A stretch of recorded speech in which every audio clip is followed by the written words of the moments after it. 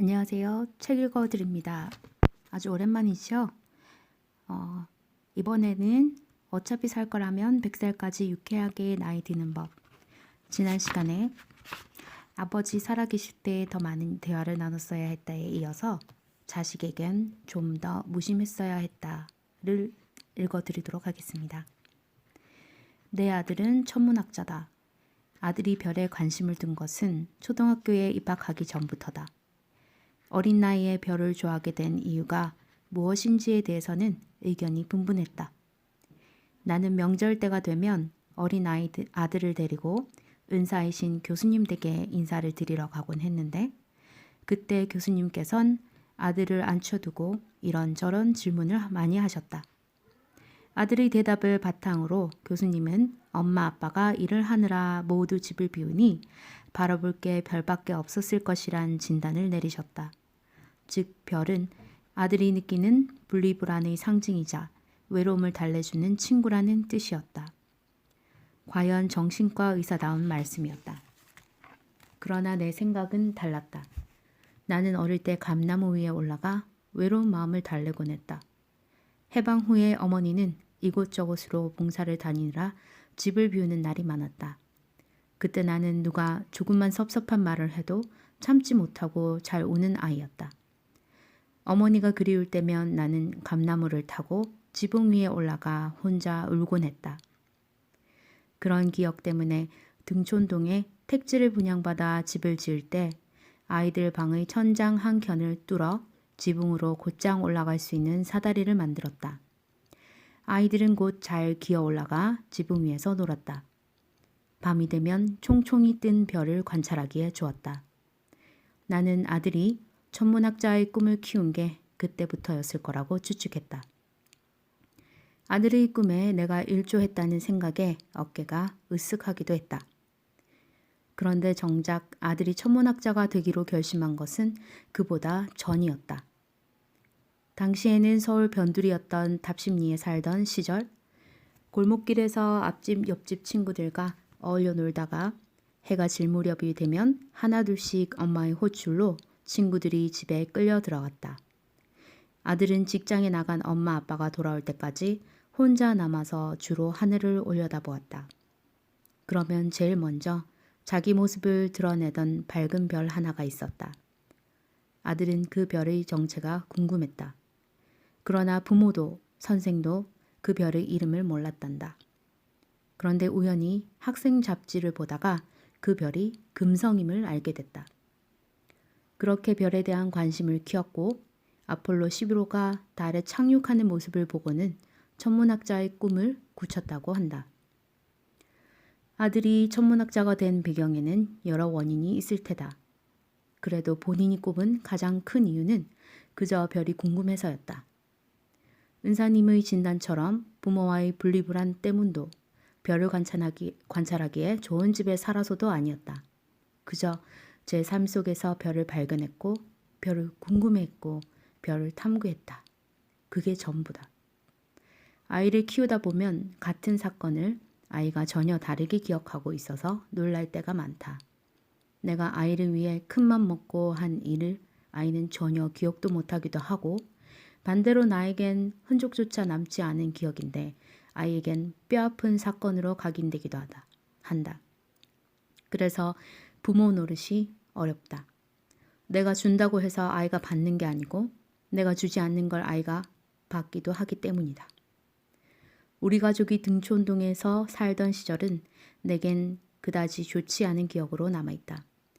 당시 등촌동은 인구 폭발에 따른 주거문제 해소 차원에서 택지를 개발하여 분양하던 곳이었다. 당연히 기반시설이 매우 취약했다. 아이들은 큰 길을 건너 버스를 타거나 산등성이를 넘어 학교에 가야 했다. 길은 아스팔트가 깔리지 않아서 비만 오면 진흙바닥이 되었다. 그때 연세대 세브란스 병원에 출근하던 나는 깨끗한 병원이 내 신발로 인해 온통 흙투성이가 되는 게 무척 마음이 쓰였다. 그래서 출근을 하면 곧장 화장실로 들어가 신발을 닦곤 했다. 게다가 우리 집을 짓던 건설사가 부도가 난 바람에 우리 집은 대문도 없이 미완성인 상태였다. 안락한 공간에서 아이들을 안전하게 키우지 못해 늘 미안했고 걱정스러웠다. 그러나 아이들의 이야기를 들어보면 등촌동 시절이 유년 시절의 꽃으로 남아있다. 아이들은 학교 가는 길의 야산에서 꿩도 보고 뱀도 만났다. 다람쥐와 이름 모를 새들과도 친구가 되었다. 집이 지어지지 않은 공지에는 동네 아이들이 떼로 모여 저녁이 될 때까지 뛰놀았다. 대문이 없으니 내 집 할 것 없이 모두 한 가족처럼 지냈다. 나에겐 불편하고 위험하던 동네가 아이들에겐 자연이 어우러진 탁 트인 놀이터였다. 아이를 잘 키운다는 것은 무슨 뜻일까? 아이에게 좋다는 것은 전부 해주고 싶은 게 부모 마음이다. 그러나 아이가 그것을 온전히 받는다는 보장이 없다. 아이는 아이대로 필요한 것을 흡수하며 자기 세계를 구축해 나갈 것이다. 그렇다면 아이를 위해 무언가를 해준다는 게 과연 옳은가? 지금까지의 경험에 비추어 보자면 부모가 자기 인생을 열심히 살아가면 자식은 부모의 인생에서 자기에게 필요한 양분을 섭취한다. 즉, 좋은 부모가 되려고 너무 애쓰지 않아도 그저 양육자로서 아이에게 해서는 안 될 일만 피해도 그리고 남은 에너지로 자기 인생을 사는 데 열중해도 부모로서 역할을 괜찮게 해낼 수 있다는 뜻이다. 내가 연세대에서 이화여대로 자리를 옮겼을 때 동대문 병원에는 외래만 있고 병동이 없었다. 처음으로 내 주도하에 20명이 입원 가능한 병동을 열었는데 나는 이곳에 아이들을 자주 데려왔다. 친척들은 정신병자들이 입원한 병원에 아이들을 데리고 가는 아버지가 어디 있냐며 나를 나무랐다. 하지만 아버지의 일터를 아이에게 보여주는 게 왜 잘못이란 말인가. 나는 내 일이 이상하다고 생각지도 않았고 마음이 아픈 사람을 위험한 병자 취급하는 게 옳다고 생각하지도 않았다. 그래서 자연스레 아이들을 데리고 출근했고 환자들과 직원들은 아이들을 무척 귀여워해 주었다. 아이들은 크리스마스나 명절이 되면 연극이나 합창을 연습해서 병원 식구들 앞에 선보였다. 누가 시킨 일이 아니었다. 그저 자기들끼리 해보고 싶은 것을 쿵짝쿵짝 만드는 게 참 신기하고 기특했다. 기발한 상상이 엿보이기도 했고 때론 어른들의 행동을 반성하게 만드는 부분도 있었다. 또 봄, 가을에 한 번씩 환자와 보호자가 함께 야외 나들이를 가면 아이들은 주요 게스트로 참여했다. 아이들과 함께하는 시간이 환자들에겐 세상과의 접점이 되었기에 치료적으로도 좋은 영향을 끼쳤다. 또 귀여움을 듬뿍 받으며 무엇이든 기획하고 실행해 본 경험은 아이들에게도 긍정적인 기억으로 남았다. 나는 동대문 병원에서 극작가 오영진 선생과 이강백 선생, 연출가 김상열 선생의 도움을 받아 사이코 드라마를 치료법으로 도입했다. 그런데 이때 맺은 문화예술가들과의 교류가 큰아들의 인생에 지대한 영향을 미쳤다. 큰아들은 오영진 선생을 할아버지라고 부르며 따랐고 오영진 선생은 별에 얽힌 신비한 이야기를 들려주었다. 이강백 선생은 무대에 오르지 않은 희곡 초고를 아들에게 보여주었고 아들이 쓴 초보적인 소설에 감탄하며 감상평을 해주기도 했다. 지금도 아들은 책과 연극을 좋아하고 틈만 나면 미술관에 드나드는데 그런 취미의 바탕엔 병원에서 맺어진 예술가들과의 만남이 있었다. 내가 교육의 일환으로 아이들을 병원에 데리고 다닌 건 아니었다. 잘한 일이라고 꼽아봐야 고작 내 일상을 숨기지 않고 아이들에게 보여준 것 뿐이다. 그것도 작정했다기보다 아이들과 함께 할 시간을 따로 쪼개기가 어려워서인 경우가 대부분이었다.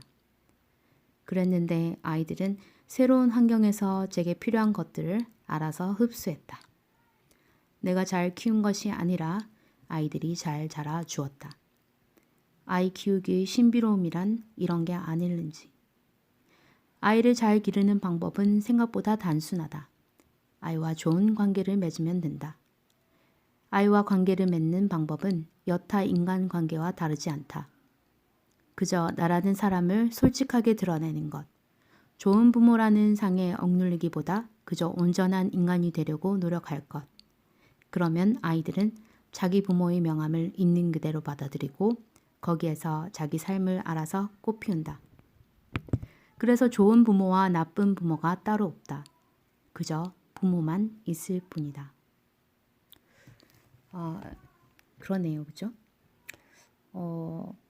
아이들이 어떤 환경에 놓여 있느냐가 항상 중요하다고들 많이들 얘기하는데 그 얘기인 것 같습니다.